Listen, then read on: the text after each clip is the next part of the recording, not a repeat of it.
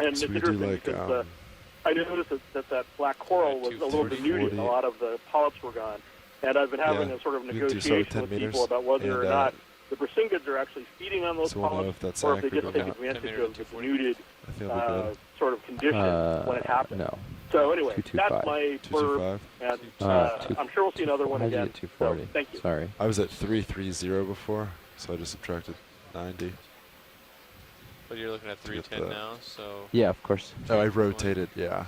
Thanks, Chris. That was terrific. I was really kind of surprised when Chris Kelly suggested it was Brisingid, because I'm used to those being really quite deep, you know, 1,000 meters, thousands of meters, and not up in this depth range. Yeah. So it's quite interesting to see that they're also Believe it or not, they can occur very shallow, but they have to be in the tropics. So that's a treat, to be sure. I think the first time we've seen those alive was that Santiago's dive, you know, from this area.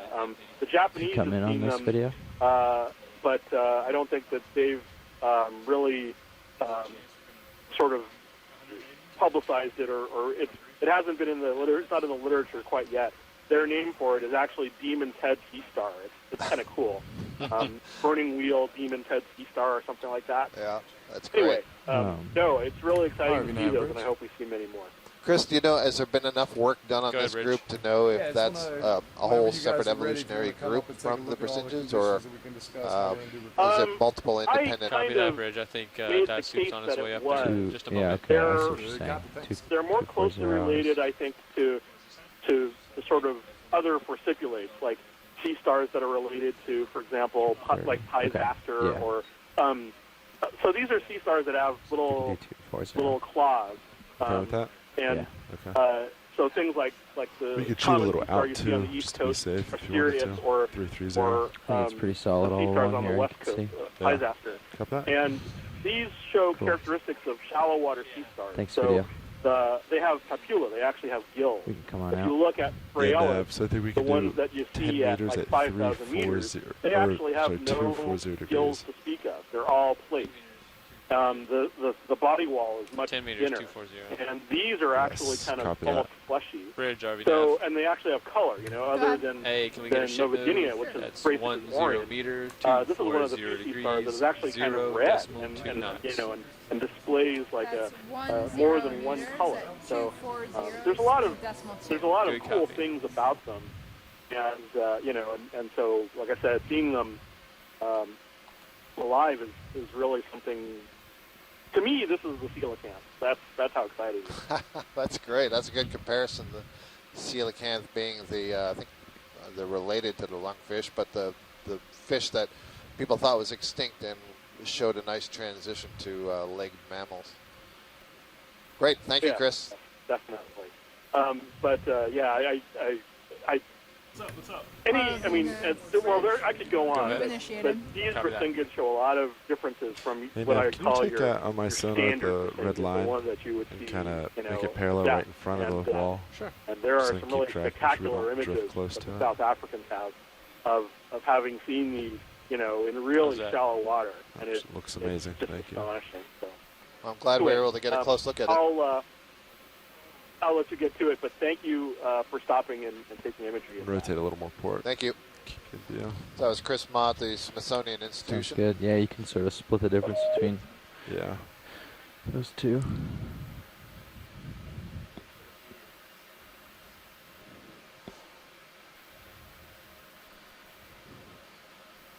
Nav, this is Watch Lead. Go ahead, Watch Lead.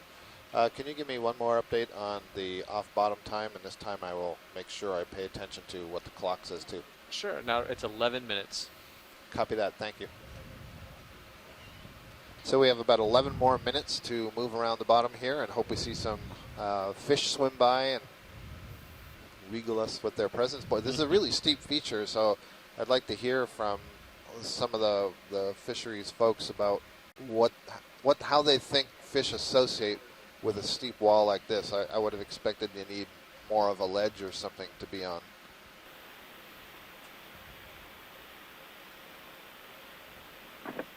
Well, I think Chris is more qualified to speak to that than I am, but this type of habitat is not really favorable for fishes, both the large ones and the small ones. The small ones would need some deeper holes and undercut ledges, which they could really get in and hide. And this is, as you can see, it's very barren. There's not a lot of food for the larger fish, or even the smaller ones for that matter. So we would see the commercially important bottom fish, I think, on a more flat type of terrain, probably with more ledges and crevices, or definitely with more ledges and crevices in which to hide from the even bigger predators like sharks and jacks, but also that would support smaller fish, smaller animals like the squat lobsters that would form the food for the bottom fish, the larger fish. I do see a little fish coming down slope to the center. I see the two small ones together, yeah. Groove in the center. It might have been a Come on in, lobster, video. but there was a fish, Bruce. We're really zooming in now. Habitat. We're zooming into it now, Chris. Yep, there you go. I said Chris. I meant Bruce. Apologies. Now, these are little basslets in the family Ceranidae. They're in the genus Plectrantheus, and there are maybe 50 species, 40 or 50 species in this genus. These have a different color pattern than what we've seen before, so I'm not sure what we're looking at. We're in the mesophotic area, the area of dim light, and we're deeper than people dive with the rebreathers that were mentioned earlier, but nevertheless it might be a species that people see in more shallow water on rebreather dives with mixed gas, so maybe somebody on Facebook or elsewhere can chime in. But these are little basslets in the genus Plectrantheus. Thank you. And yeah, and Bruce, there was the tail of one of your Cephalopolus that's down the groove just below these guys as well that was sticking out. Tilting down. Chris, what's a Cephalopolus? I'm sorry, that was a type of grouper. Okay. I saw it a minute ago. I think he went all the way into the hole. You could just see his tail sticking out at one moment. I think that's what it was. Okay. And Chris or Shirley, do we think that the white thing is a sponge? Yes, I think it is. I think it's a demo sponge. Thank you, Shirley. So we've seen a couple of sponges, this white one, and then we've been seeing this bluish-purple smaller mass that we believe is also a sponge. And there's actually... Yeah, I've been recording them. I've been logging them in. I think there are little patches of demo sponges as well. I think there's more coral on this wall than I would have expected. By coral, I mean a lot of sea fans and the black corals, and even, we saw earlier a number of the cup corals. And given how I can imagine that sediments would tumble down here and the erosion, I'm a little bit surprised. A lot of them are fine, but, there were a number of those large yellow Where's that ship move going? Well, some of them seem to be actually catching the sediment there and suspending it on the wall for a while. So, yeah. You do 20 meters probably this time. Make the most of this bottom time. okay, 20 meters, same direction. Mm-hmm. Yeah, Scott, we can keep sidling along. It sounds like this looks like it's pretty sheer for pretty long. Would you rather go continue up for a ways, or I guess 250 meters is pretty much as shallow as we like to go. Right, yeah, so I think the depth constraint is more operational than our desire. I think that, the sanctuary people would love to see a little bit shallower, but... Well, what I'm thinking is we can do another move along here, and then we do have to recover the vehicle, and we have to come up along this a ways anyways. Yeah, I think that'd be terrific. So I could we could leave a couple minutes at the end, and I could, as part of recovery, go a little slower and take a look before we lose the wall. I think that's a terrific idea, pilot, if you can make that happen. Okay, sounds good. What do we have left, 5 minutes or something? 6 minutes. 6 minutes, okay. We can do another 10-meter one along here, and then we'll come up together along this wall, trying to look at things as we go. You can see in this furrow, which I imagine, do you think that's a crack, or do you think that's I'm beginning to think that's an erosional thing. You can see that the sediment's coming over the slope. Most of the sediment we're seeing is quite fine, so you can imagine it being moved by currents up on the platform out towards the edge and sort of spills over. And all over, we'll see some great examples of this later when we get up in the Palmyra. We see these, submarine channels out in the middle of the seafloor. These may be little groove structures that are formed as the sediment sort of spills over. They've sort of organized themselves like this, and they seem to create some habitat. So yeah, it's pretty interesting. I hadn't quite seen anything like this before, but I noticed in that last groove that there were 5 or 6 of those white globular things that we thought might be sponges, and I was wondering if they had tumbled down or if they're actually growing in that groove because maybe there's some water funneled in there. Yeah, that could be. I mean, it seems like they were getting buried upslope by sediment once they're established there, which I wouldn't think would be desirable. That is not a good thing for a sponge. So they're not going to be rollers that tumble down. They would have had to. They'd have to be attached. They'd be falling. They'd be falling off. I don't think there are anything that kind of rolled down and got stuck in there. I think there are quite a few of them as well. It's actually quite interesting to see them. Okay, so Shirley, and when I said that, I meant that they were dead and had rolled down. So you believe that they're alive and growing in that position? Yes. Great. Yeah. Yes, I do. So, given what Del said, that's kind of interesting because you might think that that's a bad spot to be if the sediments are coming down and lying on top of the sponge. But I suppose it's possible that if it moves fast enough through the erosional channel, it actually kind of bypasses you, or blows it off. We'll come up. I'm sure. Shirley, do you think that's the desirable place for them to attach? Then they step somewhere. Attach out to the walls there. Well, hoping that we can come up at like 10 meters a minute, and I'll be backed away a little bit, and we'll just come up and see if we can right now, they could catch be anything on the way that we can investigate. If it's an area where, for example, things are filtering down, just sponges are seems filter like feeders too. But I mean, I think if they were like strong currents, no, they wouldn't be able to settle and grow there. But it just seems odd that they've all that there are a lot of them that have accumulated there. It's quite interesting. Yeah, I did notice that when we were deeper. It seems like when we got up to 250 is when I started to notice those. But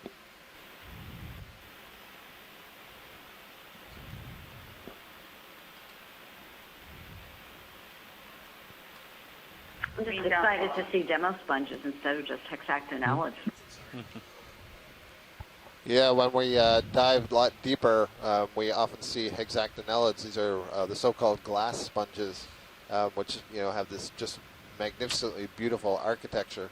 And I think we see fewer demo sponges than glass sponges at great depths. I'm talking about below 1,000 meters, 2,000 meters, and we will certainly see lots of those in the next few weeks. So yeah, it's nice to see a different kind of sponge.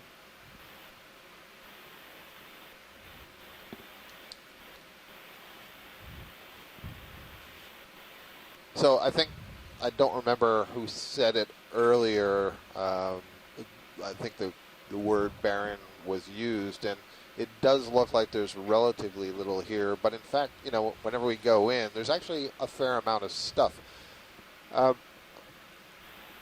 Pilot, if we could we just get one more look at these sponges, the white balls in the groove? Thank you. Yeah, of course. I was thinking this groove's so there's a number of different things growing there, crawling around in nooks and crannies, and so it's perhaps premature to refer to it as barren. It's not as obviously dense with animals because they're not all large and so on, and maybe that has to do with the amount of material that's moving down the slope, but there's certainly stuff here. Oh, great. Huh. I'm seeing Yeah, these those are definitely demo sponges. It's really... Is that sediment on top of the sponges? Yes, sediment on top of the... Yeah, we're all excited back here. Yeah, one person talking at a time. So it is African. And there's probably sediment rolling down. Yeah. Right, there's sediment rolling down on top. It looks like there might be worm tubes in there. These could be sponges called Spongoceroides. Spongoceroides. Great, thank you, Shirley. Yeah, and they're bright yellow. Done with that. Oh, and there's a little hermit crab right here on the top of the screen. You can see it carrying its little, I'm going to use the term turret, but it's got that little it's so smooth, twisted top hat shell. I'm not even touching my verticals. It's just bouncing around its own. Yeah, when you get in and look at it like this, you can see there are holes there. There are habitat. Sure. Not something that would support big fish right here, but plenty of spaces for other things. You can see how coarse this white broken up sediment is that's being deposited on top of these sponges. Sponges are creating little ledges. Yeah, the finer stuff might be able to move past more easily, right? So you sort of accumulate the heavier chunks there. They don't bypass as easy. And so there we're getting a good look. We've seen this a number of times, that sort of leathery strip there. I believe that's some algae, probably some brown algae that is drifted from shallow water and got hung up here on the bottom. Apparently there was a small yellow fish just to the right of the sponge. I didn't notice it. I don't know if anybody else did. You can see that hermit crab is still there. He's right at the top right side. Yeah, I saw it come down below, so I'm just tilting down slow to see if we catch it. Oh, and there's an octopus. There's a nice little view to see. Right. Nice. So let's see. Back here on the East it's almost Octopus Friday back here on the East Coast. Octopus Friday. Can we get the lasers on? Casey about that. Yep, she's here and just noted that in New lasers Zealand it is Octopus on. Friday. They're on. We're We're closer to just New zooming Zealand past than to them. you, so this counts. Yep. There we go. We zoomed out. We can see the lasers Oh, now. there's the fish. 10 centimeters apart for give you a sense of scale. That's a really small octopus, and it's a small fish.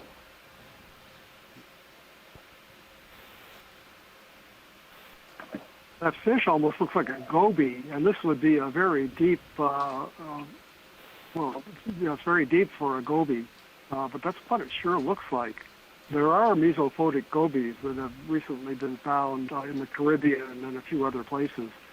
I'm sure it's very small. It looks like it's only a centimeter and a half, 2 centimeters long. Yep. But I guess it's a goby, and we'll never figure out what it is because you have to look at things like the head pores and the branching on the pelvic fins and things like that. Yeah, that's a little bit too small. Yeah, why don't we instead get a good look at that octopus? Okay. And see, as maybe our last biological observation. 3 minutes. If there's any information we can glean from it. Come out more. Slipped away so I into can the catch night. it. Full wide. You see it? Oh, he's still. Oh, yeah, he's still there. Annie is pointing out to me that is still on the screen. It's just to the about 11 p.m. from the left laser dot. Oh yes, there it is. Oh wow. Does a good He's job. a little guy. He does a good job of hiding. We'll just get a little better set up here. So, is this our first mollusk? I don't actually remember. So the phylum Mollusca is the phylum that includes the clams and the snails and some other things that hopefully we'll see later in the cruise that are very interesting, but then also the whole group Cephalopoda, which includes your squid and your cuttlefish and the octopus. And here you can see the octopus contracting what's called the mantle. The mantle has gills in it, so it's pulling water in across those gills, and then it can pass the water out, and it's got a small funnel in the front of that mantle so that it could funnel the water as it squeezes it into the funnel so that it jets away very quickly. It's got very well developed eyes, very complex eyes. How are you on time? You got yourself 2 more minutes. Cool. Coming up some. Awesome. Octopus are one of the mollusks that have completely lost their shell. Their cousins, we were all talking about, hey, maybe we'll see a nautilus today. So nautilus is another kind of cephalopod. You might recognize them. They have lots of arms that have suckers on them, but they actually live in a shell that they secrete and carry with them. And then the cuttlefish have a small shell inside them. And the squid, it's reduced to pretty much of a plate and not a shell. But all of the other cephalopods that I talked about use the shell for buoyancy, so they can adjust the gas that's in the shell, and so they don't have to expend energy to remain up in the water, whereas the octopus is adapted to be benthic. It crawls around on the bottom. There are a few specialized octopus that spend quite a bit of time in the water, but most of them are crawling around the bottom. They use these arms, and then have the shells that they can squeeze into small spaces, and we're looking at all these holes in the bottom that can stick the arms in there, and the mouth would be underneath and surrounded by those arms. It can kind of force that up, and it's got a sharp beak-like structure that it can use to, bite things off or pull it out with its arms. And so what would an octopus like this be biting and pulling on? It could be various kinds of crustaceans, so crabs, shrimp we saw earlier. Yep, yeah. if they were to find clams, for example, they could feed on those. Hey, we're going maybe fish. I mean, I think anything that it can get a hold of. There may be some that have a specialist Guess we're diet. done here. He wanted me to give it now. Tim Shank from the No, Woods no, Hole yeah, I Oceanographic didn't mean Institution that. is joining us, is noting in You're our good. chat But room yeah, that the you need octopus to has wrap highly it up. prominent Yeah. eyebrows. Okay. I'm clear when you are, video. And he says that if you see how rapidly it's moving that mantle in and out, it's an indication of respiration rate, right? It's like if you were jogging, breathing, you'd start yeah. to breathe more heavily. And so this has to bring more water that's carrying the oxygen in and out of that Do you want to mantle. start stowing your So he's saying lights? that relative Yeah. to the deep We can sea go full octopus wide. we're seeing, this one is respiring much more quickly, probably because it's in much warmer water. Right. Very nice view. And there he goes. Oh, just going to go find his Or hole. she. I do not know if it's a he or a she. Yeah, he moves pretty fast when he wants to. Yeah. Thanks, Tim, for that observation. All right. Up and out of here.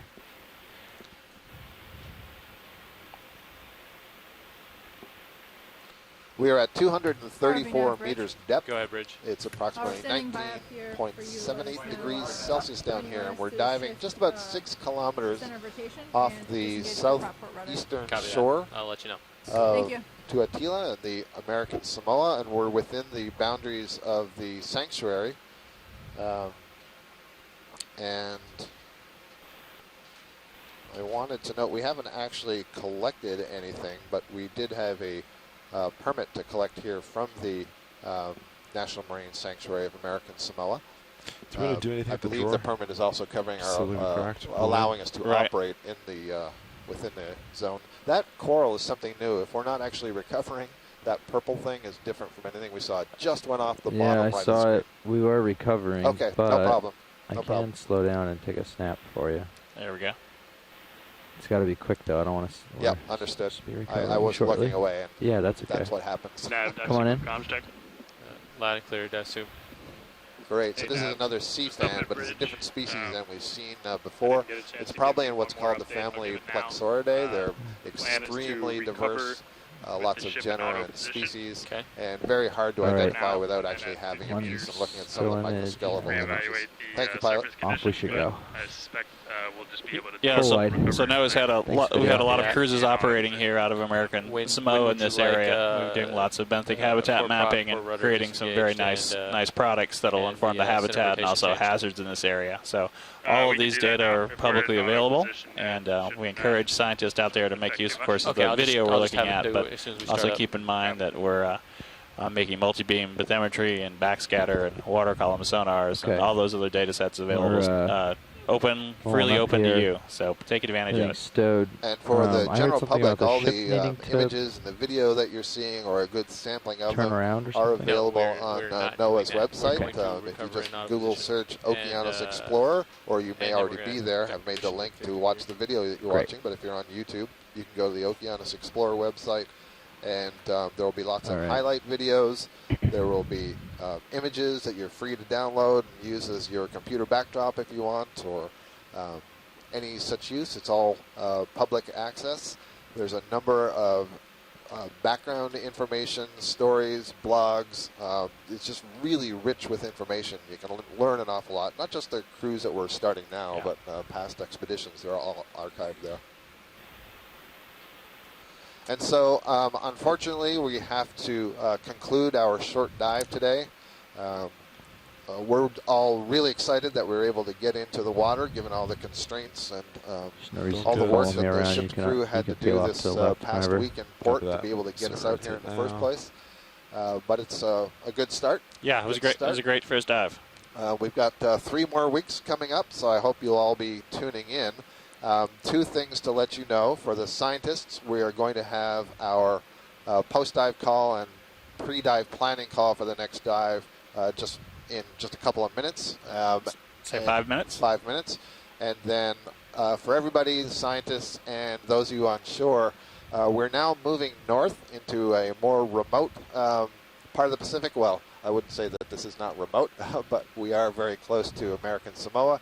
But we're moving away from any islands, and it's going to take us 2 days to get there.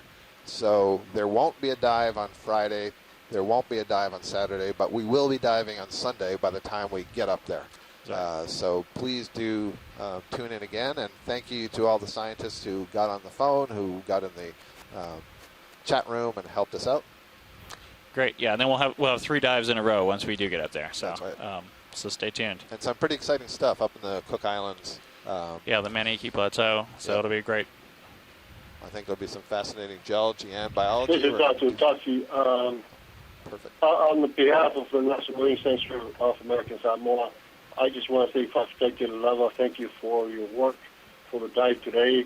I think we have some information that will be very useful for us in the future, especially our efforts to share data with our stakeholders and people of American Samoa. So we wish you well, safe diving for the remaining of your mission, and we look forward to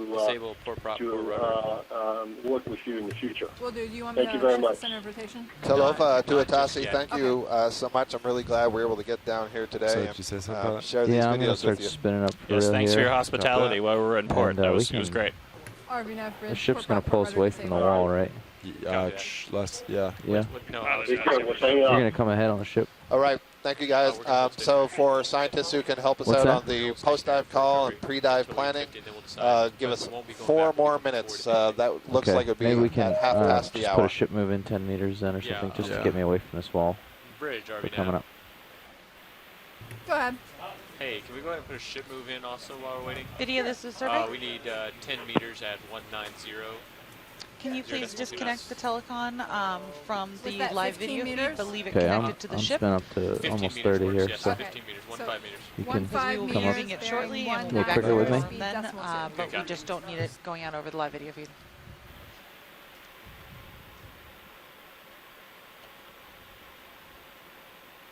Nav, dive super. Go ahead, Dasu. Did I hear ship move? Yeah, we're moving it forward by 15 meters to get him a little further off the wall for All right, it's about 30. comfort. For comfort. Copy. Can you call me back when the vehicles are coming up? We are on the way up right now. Copy. We are at 165 meters. Copy. Pilot dive super comms check. Dive super pilot, loud and clear.